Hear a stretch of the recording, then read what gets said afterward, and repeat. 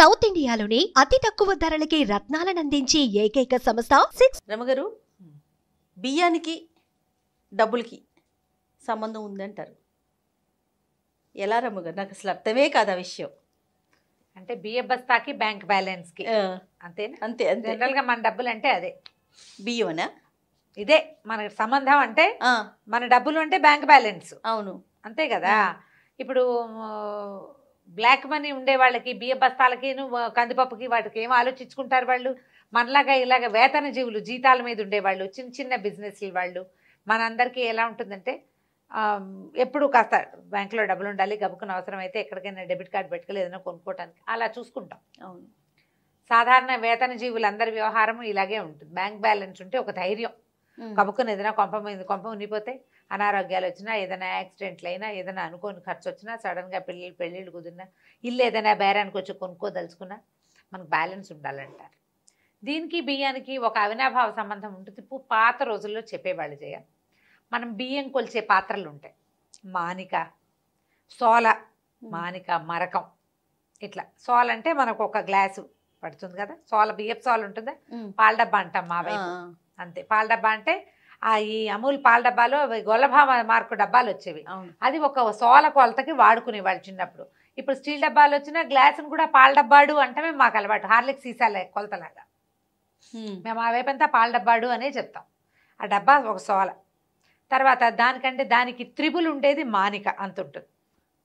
తవ్వ అంటారు, తవ్వెడు బియ్యం, అడ్డెడు తవ్వెడు, ఇలాంటి పాటలు చెప్తారు. అడ్డెడు బియ్యం, తవ్వెడు బియ్యం అని చెప్పుకుంటాం.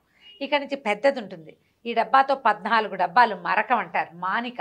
కాదు రమ్మగారు, మామిడికాయ పచ్చడి చేసేటప్పుడు కొలుస్తారు, దాంతో కారం అని అట్లా మెజర్మెంట్స్కి వాడుకుంటాం. పెద్దది ఇది మరకం. ఇది ఒడ్లు కొలిచేది. సాధారణంగా బియ్యాలు కొలవరు, ఒడ్లు కొలుస్తారు. ఎప్పుడు ఈ పాత్రని తిరగేసి పెట్టకూడదంటారు. తిరగపడకూడదు. బియ్యం కొలిచే డబ్బాని, అంటే బియ్యమే మన జీవితానికి ఆధారం. అన్నాత్ భవిష్యత్తు జీవాని అని అలాంటి ఒక వాక్యం ఉంది. అన్నం నుంచే జీవులు పుడతాయి. జీవం ఎక్కడి నుంచి పుడుతుంది? ఆహారం నుంచి. దేని నుంచి బతుకుతుంది అది? ఆహారంతో. మన ఆహారం ఏది? బియ్యం, అన్నం. దానికి ఆధారం బియ్యం. ఇప్పుడు ఒడ్లు ఉంటాయి. ఒడ్లు మనకి ధైర్యాన్ని ఇస్తాయి రైతులకి. ఒక పెద్ద గిడ్డంగి నిండా దీని నిండా ఏమంటారంటే అప్పుడు పోసుకునే వాళ్ళు పాతరలో ఒడ్లు ఉండేవి. తర్వాత ఏమో పురి కట్టేవాళ్ళు. పురి తెలుసా మీకు? తెలుసని. ఇలా చుట్టూతా వడ్లతో గడ్డితో కట్టి లోపల ధాన్యం పోసుకునేవాళ్ళు. అది మనకి ధైర్యాన్ని ఇస్తుంది. 2 గంపలు, ఓ 10 బస్తాలు ఇవి ఉన్నాయి. వీటితోటి సంవత్సరం వెళ్ళిపోతుంది. అవసరమైతే 2 అమ్ముకుని ఖర్చుకు డబ్బులు తెచ్చుకోవచ్చు. మిగిలిన ఒడ్లు అన్నానికి లోటు లేదు. అన్నం ఉంటే చింతకాయ పచ్చడి వేసుకుని తింటాం. మెయిన్ ఉండాల్సింది బియ్యం కాదు, బేసిక్ థింగ్ అన్నమే కదా. అన్న వస్త్రాలు అంటాం. అన్నం ఒంటి మీద కట్టుకోవడానికి ఒక గుడ్డ, ఒక జత, ఒక మారు జత ఉంటే జీవితం ఎలాగైనా వెళ్ళిపోతుంది. సబ్బక్కర్లా, పాలక్కర్లా, కాఫీ అక్కర్లా. 3 పూట్ల అన్నం వండుకు తిన్నా బతికేస్తాం మనం. కాఫీ టీ లేకపోయినా బతుకుతాం. అన్నం లేనిదే బతకలేం కదా కదా.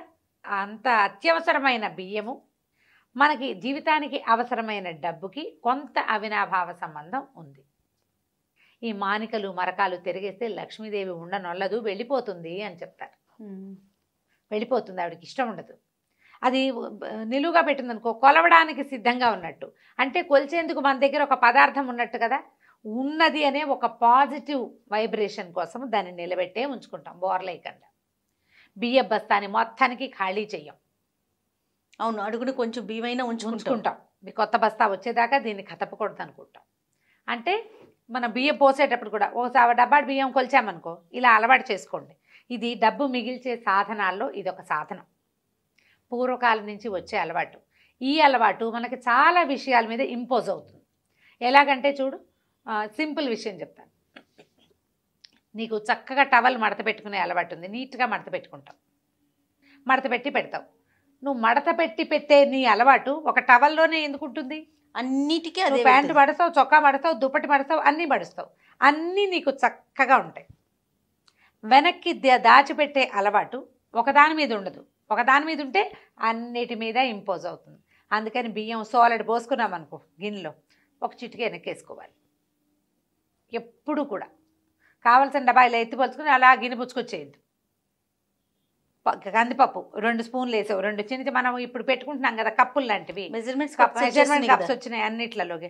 ఆ కప్పు వేసుకునేటప్పుడు 4 గింజలు వెనక్కి వేయండి.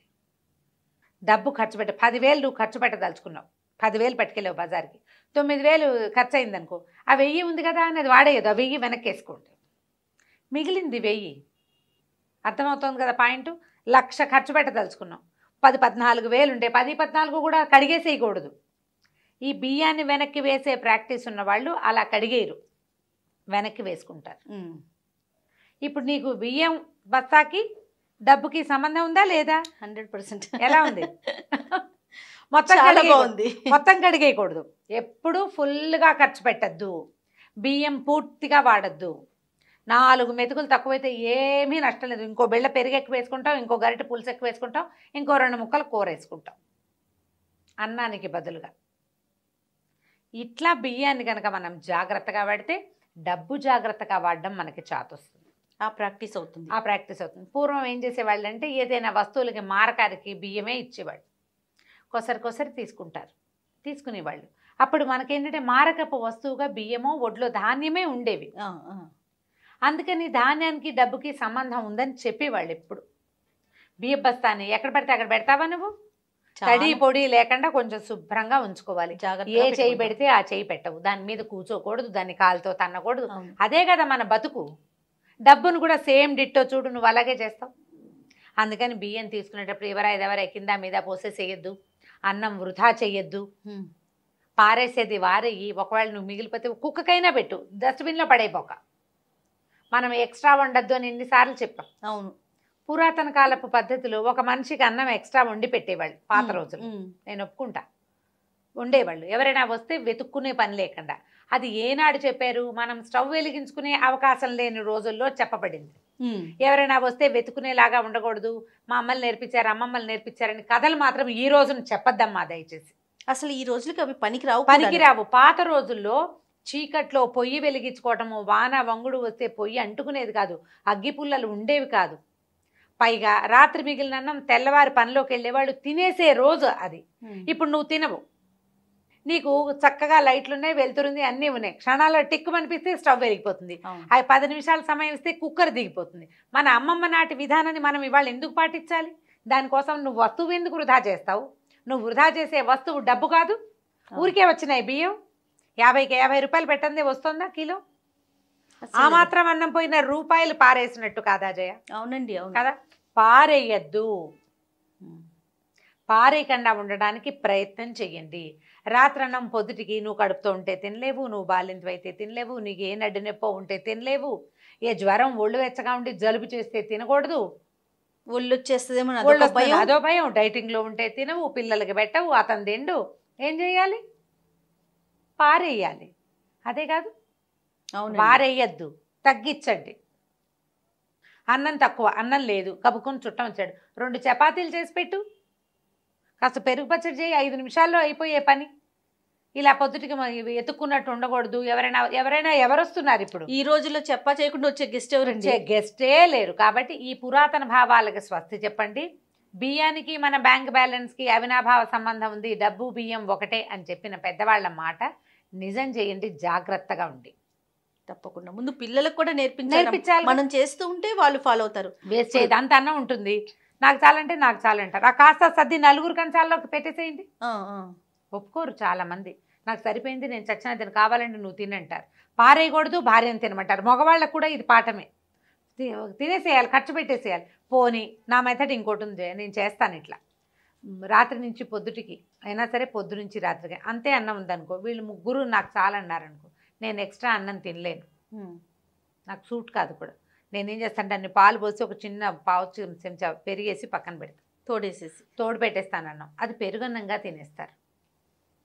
ఇది మాత్రం ఖచ్చితంగా చేస్తూనే ఉంటాను నేను. ఇప్పుడు అంత ఉంటే చెయ్యను, ఇంతే ఉంటే ఖచ్చితంగా ఒక మనిషికి సరిపడా పెరుగన్నాన్ని పాలు పోసి తోడు పెట్టి పెట్టేస్తాను. అది వర్షాకాలం, ఎండాకాలం, శీతాకాలం ఏమీ ఆలోచించే పని లేదు.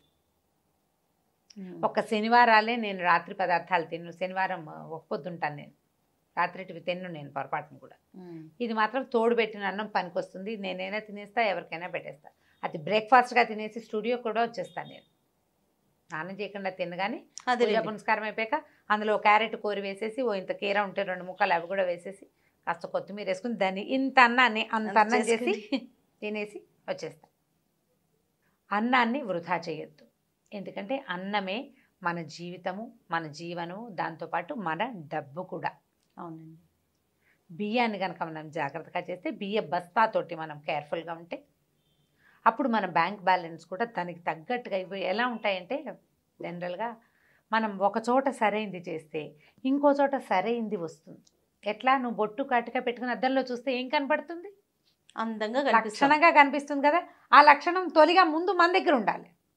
అది బియ్యం దగ్గర స్టార్ట్ చేయండి, ఇంట్లో వాడే వస్తువుల దగ్గర స్టార్ట్ చేయండి.